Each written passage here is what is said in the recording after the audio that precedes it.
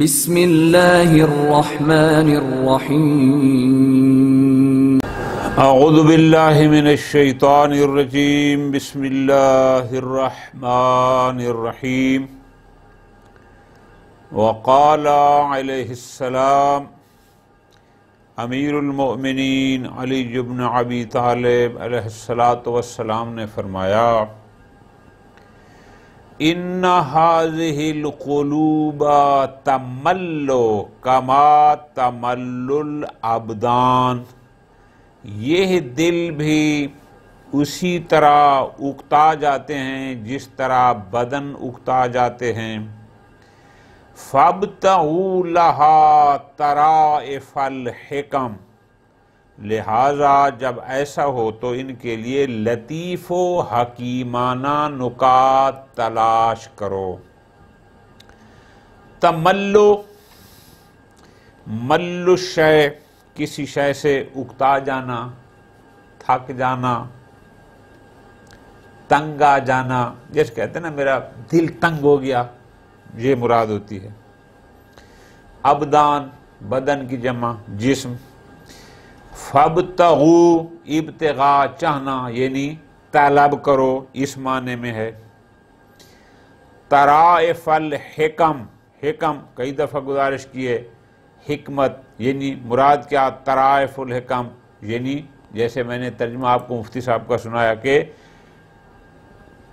لطیفانہ حکمتیں، لطیفانہ یا لطیف حکیمانہ نقات۔ اب ذرا غور کرو، امیر المومنین علیہ السلام اس فرمان ذیشان میں فرما رہے ہیں کہ آپ جب کوئی کام کرتے ہیں، کام کرتے کرتے آپ کہتے ہیں میرا ہاتھ تھک گیا، پیدل چل رہے تھے میری ٹانگیں تھک گئیں، بوجھ اٹھایا کہتے ہیں میرے کندھے تھک گئے، یعنی یہ جیسے آپ کو تھکاوٹ جسم کو ہوتی ہے، میرے کندھے تھک گئے، میرے ہاتھ تھک گئے، میری ٹانگیں تھک گئیں، الاخری دیکھ دیکھ دیکھ کے مطالعہ کر رہے ہیں، پڑھ رہے ہیں، آپ کہتے ہیں جی میری آنکھیں تھک گئی ہیں مثلا۔ امیر کائنات فرماتے ہیں کہ یہ جو آپ کو تھکاوٹ ہوتی ہے، یہ جو آپ کہتے ہیں میں تنگ آ گیا ہوں، میں اکتا گیا ہوں، ایک چیز کو بار بار کرتے کرتے آپ کا دل چاہتا ہے یار بس اب بس، میں اسے اب تنگ آ گیا ہوں، اکتا گیا ہوں، اردو میں اکتانا کہتے ہیں۔ فرماتے ہیں یہ فقط جسموں میں نہیں ہوتا، انسان کا دل بھی کبھی کبھی اکتا جاتا ہے، دل بھی تھک جاتا ہے۔ اس دل کو خوش کرنے کے لیے، اس کی اکتاہٹ ختم کرنے کے لیے، جیسے ہم کہتے ہیں میرا یار دل اس چیز کام سے تنگ آ گیا ہے، اس دل تنگی کو دور کرنے کے لیے فابتغوا لہا، ان دلوں کے لیے طلب کرو، تلاش کرو، کیا؟ طرائف الحکم، لطیف حکیمانہ نقات۔ بڑی پیاری بات ہے، بہت غور طلب ہے۔ ہمارے ہاں بدبختی یہ ہے کہ بس آج میرا دل بڑا تنگ ہو رہا تھا، آج بس میں بڑا پریشان تھا، مجھے یہ تھا تو میں نے فلاں موسیقار کی موسیقی سن لی ہے، فلاں گانا سن لیا ہے، یا خدا نخواستہ کوئی اس سے بدبخت تر ہو فلاں نشہ کر لیا ہے۔ امیر المومنین کا ہر لفظ حکمت و دانائی پر مشتمل ہوتا ہے۔ انہوں نے یہ نہیں فرمایا کہ جب دل اکتا جائے فلاں کام کرو، نہ، کام کی بات نہیں ہے، فعل کی بات نہیں ہے، فلاں کام کرو، نہ، فرمایا فابتغوا لہا، اس دل کے لیے طلب کرو، تلاش کرو، ڈھونڈو، طرائف الحکم، لطیف حکیمانہ نکات۔ مراد کیا ہے؟ یعنی کسی ایسی محفل میں بیٹھ جاؤ کہ جہاں جھوٹ بھی نہ ہو،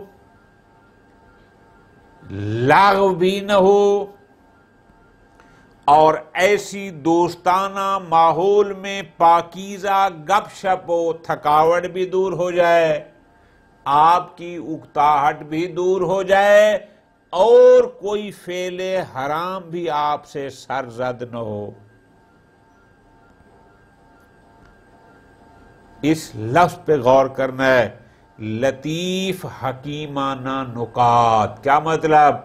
فعل کی بات نہیں ہے فلاں کام کرنا شروع ہو جاؤ فلاں، نہ، فرماتے ہیں ان دلوں کی اکتاہٹ کو دور کرنے کے لیے حکیمانہ، یعنی کوئی ایسا لطیفہ جس میں درس بھی ہو، لطیفہ بھی ہو، کوئی ایسی گپ شپ جس میں کسی کی توہین بھی نہ ہو اور گپ شپ بھی ہو جائے، کوئی جھوٹ بھی نہ ہو، جیسے دوست آپس میں بیٹھے ہوتے ہیں گپے مارے ہوتے ہیں، کوئی الزام نہیں لگا رہا ہے، کوئی جھوٹ نہیں بول رہا ہے، بس ایک دوسرے سے، یا کوئی اور ایسا لطیفہ کہ جو لطیفے کا لطیفہ ہو لیکن حکمت بھی ہو، اس میں کوئی نہ کوئی میسج بھی ہو، اس میں کوئی نہ کوئی پیغام بھی ہو۔ امیر کائنات اس جملے میں یہ فرما رہے ہیں کہ ان هذه القلوب تملو، کہ یہ دل بھی اکتا جاتے ہیں، تھک جاتے ہیں، تنگ آ جاتے ہیں، کما تمل الابدان، جیسا کہ بدن، انسان کا جسم اکتا جاتا ہے، تھک جاتا ہے، تنگ آ جاتا ہے۔ پھر اگر دل اکتا جائے تو کسی چیز سے تو کیا کریں؟ فَابْتَغُوا لَهَا، ان دلوں کی اکتاہٹ کو دور کرنے کے لیے، ان کو خوش کرنے کے لیے طلب کرو، تلاش کرو طرائف الحکم، یعنی حکمت پر مشتمل لطیف حکیمانہ نکات، یعنی ایسی چیزیں کہ جو حکمت پر مشتمل ہوں۔ میں نے آپ کو بڑی آسان سی مثال دی، یعنی ایسی گپ شپ، ایسا لطیفہ جو لطیفے کا لطیفہ ہو، جھوٹ پر جھوٹ بھی نہ ہو، کسی کی توہین بھی نہ ہو، کسی پر الزام بھی نہ ہو، اور آپ کی اکتاہٹ کو بھی دور کر دے، ایسی چیزیں اس کے لیے تلاش کرو۔ لغویات میں نہ جاؤ، حرام کا ارتکاب نہ کرو، موسیقی سن لی، فلاں سن لی، فلاں نشہ کر لیا، نہ، ان کی بات امیر کائنات ایسی بات نہیں فرما سکتے، اس لیے فرمایا حکمت والے نکات۔ قال علیہ السلام، امیر المومنین ارشاد فرماتے ہیں، اوزع العلم ما وقف علی اللسان، وہ علم بہت بے قدر و قیمت ہے جو زبان تک رہ جائے، وَأَرْفَعُهُ مَا ظَهَرَ فِي الْجَوَارِحِ وَالْأَرْكَانِ، اور وہ علم بہت بلند مرتبہ ہے جو اعضاء و جوارح سے نمودار ہو۔ اوزع اور عرفہ یہ دو لفظ ہیں ایک دوسرے کے مقابل میں۔ اوزع یعنی پست تر، گھٹیا تر، بے قیمت، جس کی کوئی قدر نہ ہو، مقابل میں آئے گا عرفہ، بلند، باعظمت، با قیمت، جس کی بڑی قدر ہو، بہت اہمیت ہو۔ یہ دو لفظ ہو گئے۔ جوارح اعضاء، ارکان یعنی اعضائے رئیسہ جو انسان کے ہیں۔ اب ذرا غور کرو، امیر المومنین اس میں فرما رہے ہیں علم کبھی بے قیمت ہوتا ہے اور کبھی باعظمت ہوتا ہے۔ بالفاظ دیگر، ہر عالم کا علم ایک جیسا نہیں ہوتا۔ عالم یہ بھی ہے، عالم وہ بھی ہے، علم اس کے پاس بھی ہے، علم اس کے پاس بھی ہے۔ علم کیا ہوتا ہے؟ ہماری منطق کی زبان میں کہتے ہیں حصول و صورت شیء عند العقل، جب آپ نے کسی شے کو دیکھا، اب اس شے کی جو صورت آپ کے ذہن میں بیٹھ گئی ہے اس کو علم کہتے ہیں۔ آپ نے ایک کار دیکھی، اس کی ایک خاص چیز، جب کار ختم ہو جائے، کار وہاں سے چلی جائے، سامنے نہ بھی ہو تو بھی آپ کے ذہن میں اس کی صورت رہتی ہے، اس کو علم کہتے ہیں۔ آپ نے کوئی موبائل دیکھا، آپ نے کوئی کیمرہ دیکھا، کوئی بھی شے دنیا کی دیکھی، وہ شے ہٹ بھی جائے لیکن اس کی صورت تیرے عقل میں نقش ہو جاتی ہے، اس کو کہتے ہیں علم۔ فرماتے ہیں یہ جو علم ہے با عظمت بھی ہوتا ہے، با الفاظ دیگر، اس علم کا حامل جس کے پاس جو علم ہے، وہ علم بسا اوقات اس کی پستی کا سبب ہے اور بسا اوقات اس کی عظمت اور بلندی کا سبب ہے۔ دو لوگ ہیں، اس کے پاس بھی علم ہے، اس کے پاس بھی علم ہے، بالفاظ دیگر دونوں برابر کا علم رکھتے ہیں، لیکن امیر المومنین فرماتے ہیں جس کا علم اس کی زبان تک محدود ہو وہ علم بے قیمت ہے، اور جس کا علم اس کے اعضاء و جوارح بالفاظ دیگر جس کا علم اس کے کردار سے ظاہر ہو وہ علم باعظمت ہے۔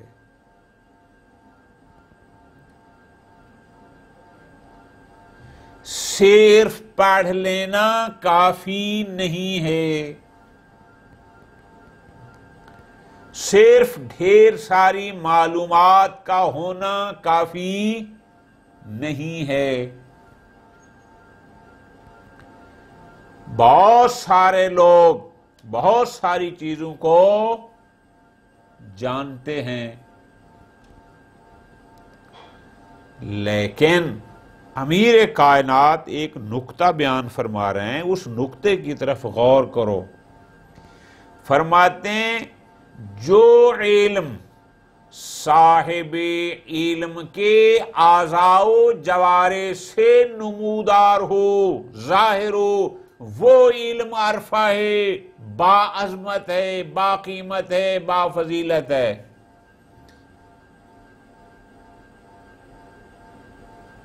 علم ہے بس زبان سے بولتا جا رہا ہے، کردار میں اس علم کی کوئی جھلک نہیں ہے، کردار میں کوئی جھلک نہیں ہے۔ امیر المومنین فرماتے ہیں جو علم جس کے کردار سے ظاہر نہ ہو وہ علم بے قیمت ہے۔ تیرا کردار تیری گواہی نہیں دے رہا کہ تیرے پاس، مثال بہت آسان سی میں پہلے بھی کئی دفعہ دیتا ہوں، میں استاد ہوں۔ اگر استاد ہر روز کلاس میں کہتا ہے کہ وقت پر آؤ اور خود موصوف ایک دن بھی ٹائم پر نہیں آئے، اگر استاد یہ جانتا ہے کہ غیر حاضری کرنا نقصان دہ ہے، کلاس کو کہتا ہے، شاگردوں کہتے ہیں خبردار غیر حاضری نہیں کرنا، اور محترم خود مسلسل غیر حاضر رہتے ہیں، ایک شخص 1 گھنٹے کا لیکچر دے رہا ہے جھوٹ پر کہ جھوٹ کا یہ گناہ ہے، یہ عقاب ہے، جھوٹ یہ جھوٹ وہ، اور محترم خود جھوٹ سے بعد نہیں آتے۔ بھئی تیرے پاس جھوٹ کی مذمت کے لیے آیات بھی تو نے یاد کی ہوئی ہیں، روایات بھی تو نے یاد کی ہوئی ہیں، لیکن تیرے اپنے اعضاء و جوارح سے، تیری کردار سے تو نظر نہیں آ رہا کہ جھوٹ بولی چاہے، کیوں؟ تو خود تو اس کا ارتکاب کر رہا ہے۔ پہلے بھی اس مضمون کی فرمان گزرا ہے۔ بالفاظ دیگر مراد لیتے ہیں کہ امیر المومنین در حقیقت ہمیں فرما یہ رہے ہیں کہ تیرا علم اس صورت میں باعظمت ہے، اس صورت میں اس کی قدر ہے کہ تیری زبان کا ساتھ تیرا کردار بھی دے رہا ہو. اگر فقط زبان تک محدود ہے، کردار ساتھ نہیں دے رہا، معذرت کے ساتھ 1 گھنٹہ تقریر کر دی، امیر المومنین نے دنیا کو 3 طلاقیں دی تھیں، وہ غریبوں سے بڑا پیار کرتے تھے، وہ جو کچھ ہوتا راہ خدا میں دے دیتے تھے. مجلس ختم ہوئی، مومن آ گیا، جناب قبلہ مجھے مجلس پڑھ دیں. محترم فرماتے ہیں جی میں تو 60,000 لوں گا، میں تو ₹1,00,000 لوں گا. بھی تیرے کردار نے تو سیرت امیر المومنین ذرا نہیں آ رہی، تو اتنے پیسے مانگ رہا ہے. علم تھا اس کے پاس، سیرت امیر المومنین اس نے پڑھی ہوئی تھی،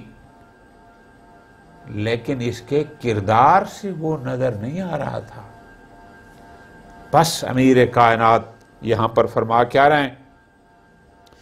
اوزع العلم، پست ترین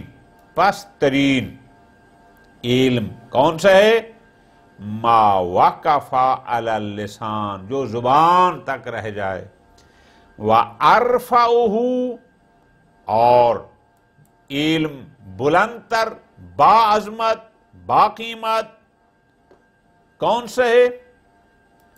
وہ ہے ما ظاہر فی الجوارح والارکان، جو اس کے اعضاء و جوارح سے، جو اس کی سیرت سے واضح ہو رہا ہو. ٹھیک ہے جی. اس لیے کہ اگر قرآن مجید میں آیات بھری پڑی ہیں، یا ایھا الذین آمنوا لما تقولون ما لا تفعلون، وہ کہتے کیوں ہو جو کرتے نہیں ہو. اس کا مطلب ہے سیرت کی اہمیت ہے، زبانی جمع خرچ کا کوئی فائدہ نہیں.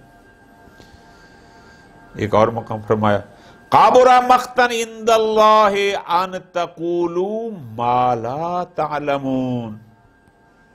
اور سورہ جمعہ کی آیت تقریباً آپ سارے حضرات ماشاءاللہ نماز جمعہ میں شرکت کرتے ہیں، اور وہاں پر امام سورہ جمعہ میں یہ آیت پڑھتا ہے، آپ سب سنتے ہیں مَثَلُ الَّذِينَ حُمِّلُوا التَّوْرَاةَ ثُمَّ لَمْ يَحْمِلُوهَا كَمَثَلِ الْحِمَارِ يَحْمِلُ أَسْفَارًا. یہ ساری چیزیں کیا بتاتی ہیں؟ صرف بہت ساری معلومات کا اکٹھا کر لینا اور ان کو فقط زبان کی حد تک رکھنا، اور سیرت اور کردار اس کے مطابق نہ بنانا، اس کا تمہیں کوئی فائدہ نہیں ہے. فائدہ یہ ہے زبان سے نہ بھی کہو، لیکن تیرا سیرت اور کردار اگر تیرے علم کے مطابق ہے تو ایسا علم باعظمت ہے، یہ علم مفید ہے، یہ علم تمہیں نجات، تیری نجات کا باعث ہے. اور اگر علم ہے لیکن زبان کی حد تک ہے، تیرے کردار پر اس پر کوئی اثر نہیں ہوا، اس کا تمہیں کوئی فائدہ نہ ہوگا. امیر المومنین علیہ السلام کا فرمان گرامی ہے، پوری توجہ کرنا، بڑا اہم نکتہ. فرماتے ہیں لا یقولن احدکم، تم میں سے کوئی شخص یہ نہ کہے، سمجھا رہے ہیں کہ جب آپ نے اس دور پرفتن میں دعا مانگنی ہے تو اس کا طریقہ کیا ہو، لطف لینا ہے.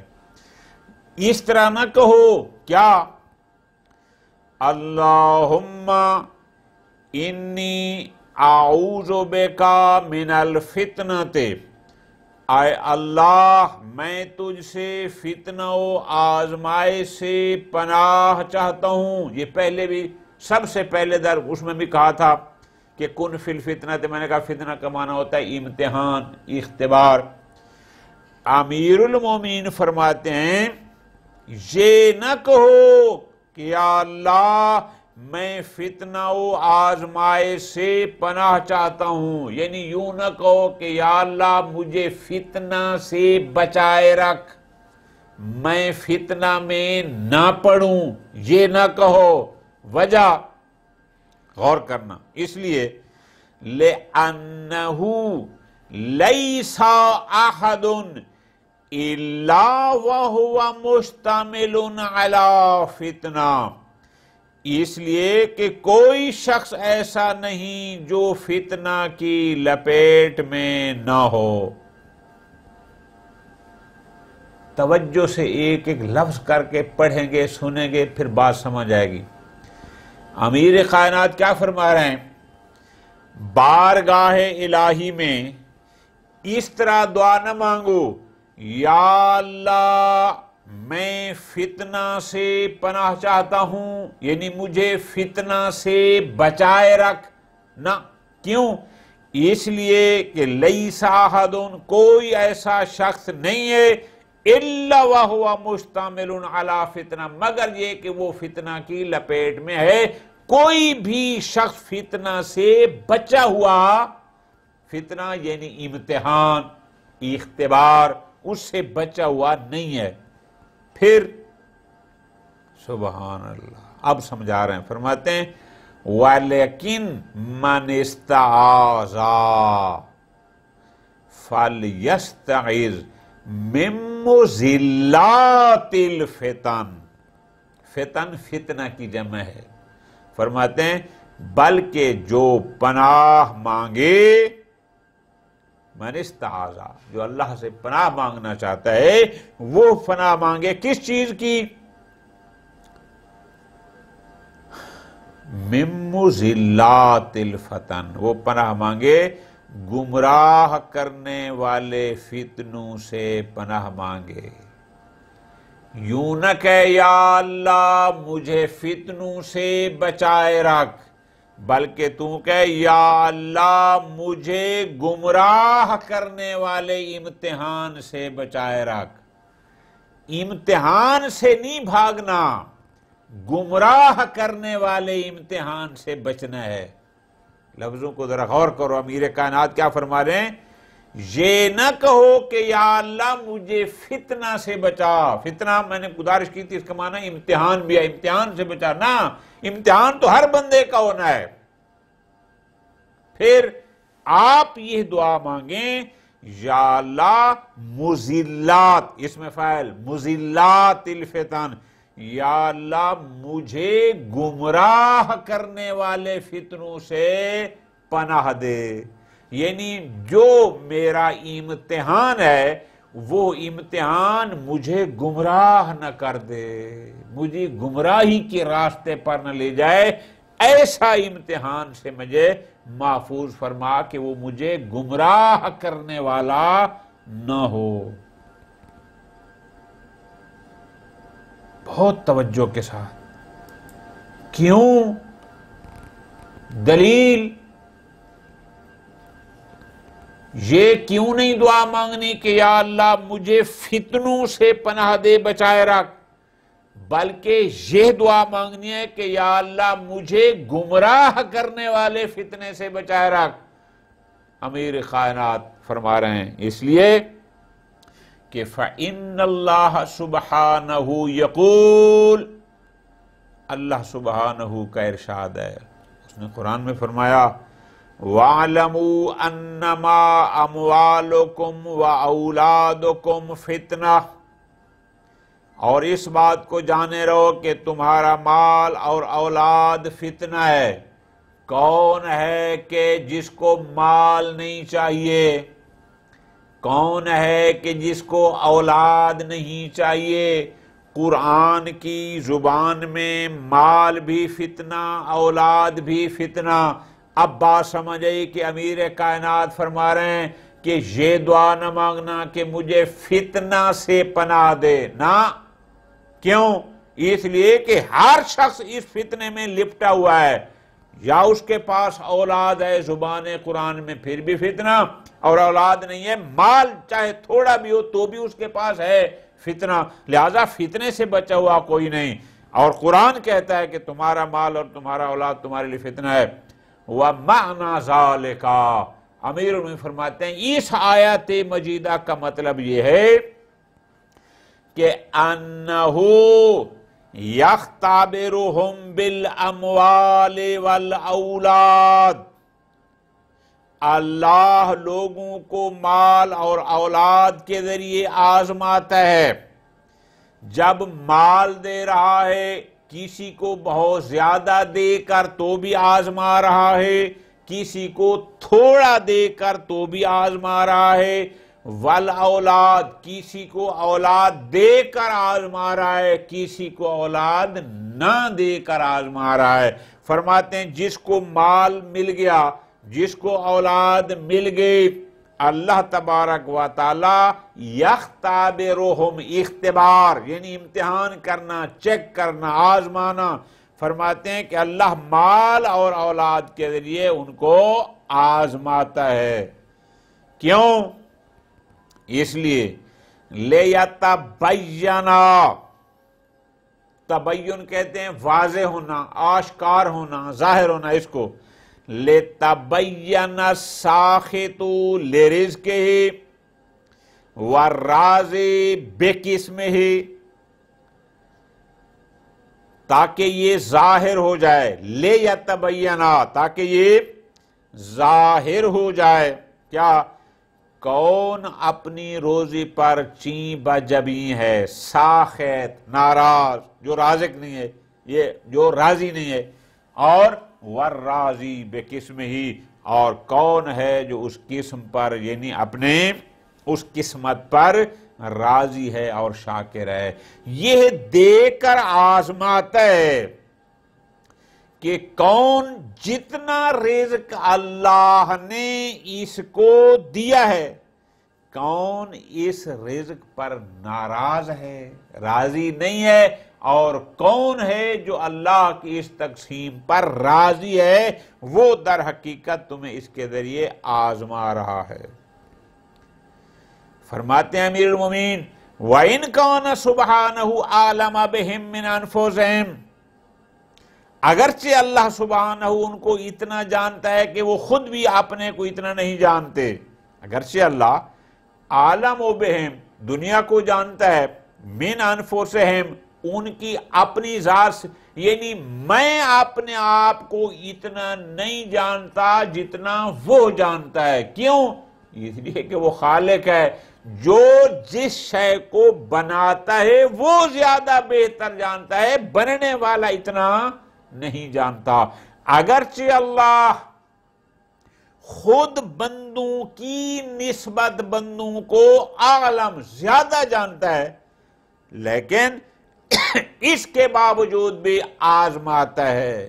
وجہ وجہ یہ ہے وَلَكِنْ لِتَظْهَرَ الْأَفْعَالِ، کیوں؟